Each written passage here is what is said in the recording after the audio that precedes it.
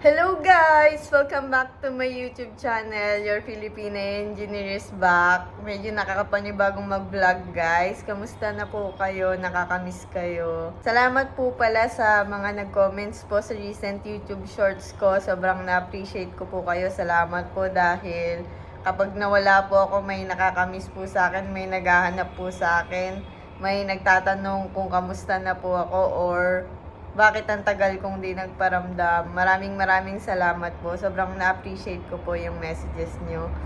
For today's video guys, I will be answering your questions in there.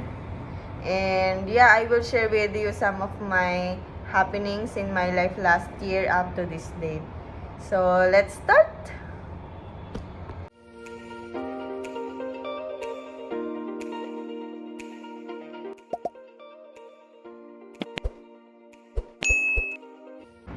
So, bali po pala today is Sunday and wala pong pasok. Nandito lang ako sa room ko.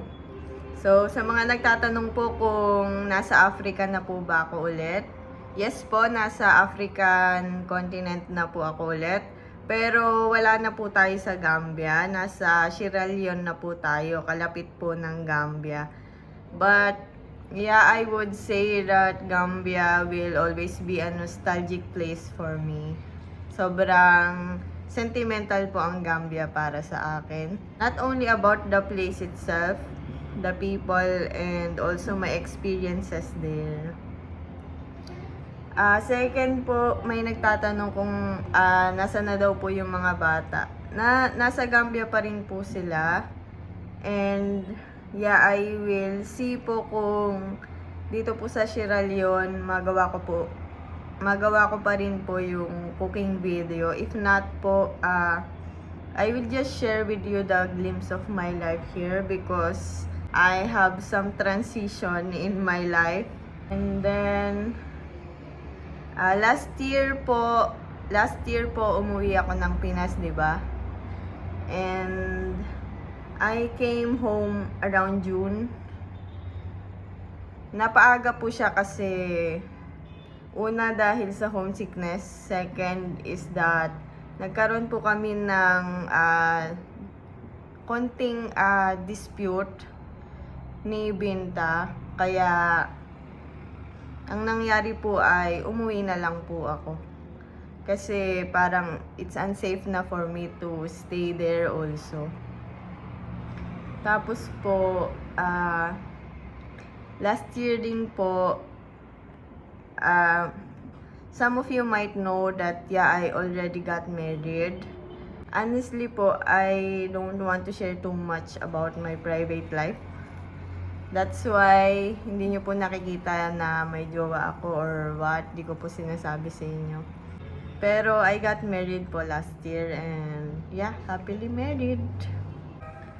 Sa totoo lang po, ang dami pong nangyari sa buhay ko for the year 2025. Ups and downs are there. Pero salamat po sa Lord dahil na-overcome po natin yung mga struggles na yun, and by His grace, yung mga pinagdaanan ko po ay isa pong lesson na dala-dala ko po ngayong 2026. Di ko na po maisa-isa sa inyo pero sobrang grateful po ako and it's so humbling to experience those experiences. And yeah, now I'm stronger. Pasensya na po, medyo naluha po yung engineer nyo, yung tropa nyo. Share ko lang po sa inyo kung ano po ba yung pwede nyo pang i-expect sa channel ko. First po, yung sa workplace ko, share ko po yung work ko sa inyo. Yung everyday life ko po dito sa African country na ito, and I will see po kung ma-share ko rin po sa inyo yung love life ko. And yeah, about my life I will share with you guys. Sana patuloy nyo pa rin po akong suportahan, and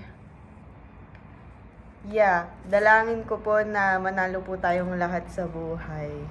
Maraming salamat po. Always remember, don't forget that you're amazing. Bye-bye.